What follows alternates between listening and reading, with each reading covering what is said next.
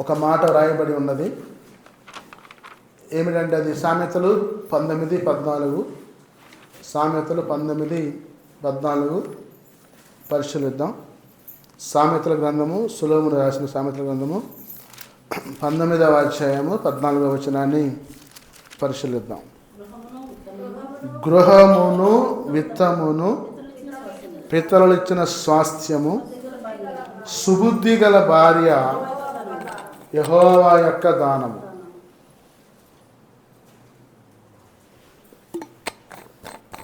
ప్రియులారా, దేవుడు వాక్యం ద్వారా మాట్లాడుతూ ఉన్నాడు. గృహమును విత్తమును పితరులు ఇచ్చిన స్వాస్థ్యము, సుబుద్ధి గల భార్య యెహోవా యొక్క దానము. భార్య దొరికిన వానికి మేలు దొరికెను అన్నాడు దేవుడు. భార్య దొరికిన వానికి, ఇక్కడే 18:27 ఉంటుంది, అట్టివాడు యెహోవా వలన అనుగ్రహము పొందినవాడు. సామెత అక్కడే పక్కనే, సామెతల్లోనే 18:22 తీయండి, పక్కనే.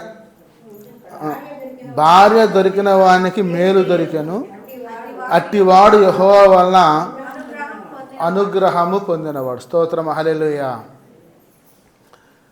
భార్య దొరికితే మేలు దొరకడం ఏంటి? అసలు భార్య దొరికితే మేలు దొరకడం ఏంటి? అట్టివాడు యెహోవా వలన అనుగ్రహాన్ని ఎలా పొందుతాడు చెప్పండి.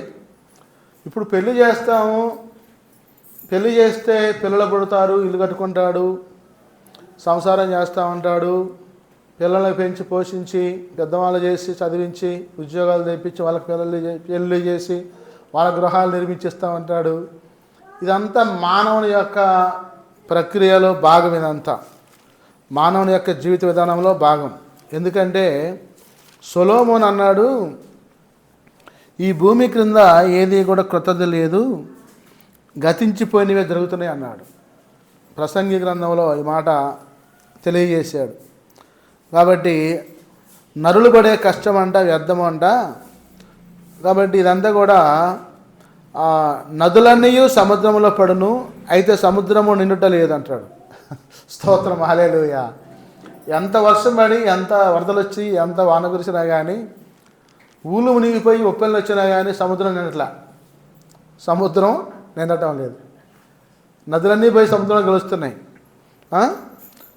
ఈ భూమి కింద, సూర్యుని కింద పడుచుండే పాట అంట అంతా కూడా వ్యర్థం అంటాడు. కాబట్టి వ్యర్థము వ్యర్థమని ప్రసంగి చెప్పుచున్నాడు. వ్యర్థము సమస్తము వ్యర్థమే, సూర్యుని క్రింద నరులు పడుచుండే పాట అంతయు వారికి కలుచున్న లాభమేమి, తరము వెంబడి తరము గతించిపోవచ్చున్నది. ఇది ప్రసంగి గ్రంథంలో 1వ అధ్యాయంలో 2-3 వచనాల్లో రాయబడ్డ మాటలు ఇవి. మరి ప్రభు మాట్లాడుతున్నాడు. నరుని ప్రసంగి 1-2 1వ అధ్యాయము, వ్యర్థము వ్యర్థమని ప్రసంగి చెప్పుచున్నాడు. వ్యర్థము వ్యర్థము సమస్తము వ్యర్థమే అంట. సూర్యుని క్రింద నరులు పడుచున్న పాటు అంతటి వలన వారికి కలుచున్న లాభమేమి, తరము వెంబడి తరము గతించిపోవచ్చున్న. స్తోత్రం, హల్లెలూయా. ఈ భూమి క్రింద భూమి మీద ఏది కొత్తదనం లేదంట. తాతలు తండ్రులు ఉన్నారు, ఆ రోజు ఉన్న పరిస్థితులను బట్టి వాళ్ళు పంచెలు కట్టుకున్నారో, లాల్చీలు వేసుకున్నారో, పైజమాలు వేసుకున్నారో, లేకపోతే పంచె ఒకటి కట్టుకొని తిరిగారు. వాళ్ళు తినది ఆహారమే, మనం తినేది ఆహారమే, వస్త్రధారణ మారిందంతే. మట్టిల్లు పోయి సిమెంట్ ఇల్లు వచ్చినాయి, మట్టి మెద్దలు పోయి స్లాబ్ ఇల్లు వచ్చినాయి, పెంకుటిల్లు వచ్చినాయి, రేకులు ఇల్లు వచ్చినాయి. మరి తినేది ఆహారం మట్టుకు అదే.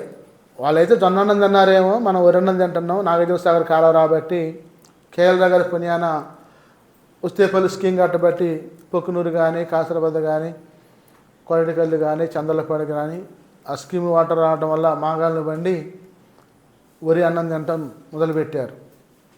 సాగర్ కాలువ కట్టడం వల్ల ముత్యాల రాజా గారు 1000 ఎకరాల భూమి ఇచ్చి ఆయన లక్షల కోట్ల ధనాన్ని వెచ్చించి గుర్రం వేసుకొని పోయి ఆ సాగర్ ప్రాంతంలో సంచరించి గవర్నమెంట్తో మాట్లాడి ఆయన ఎమ్మెల్యేగా ఉన్న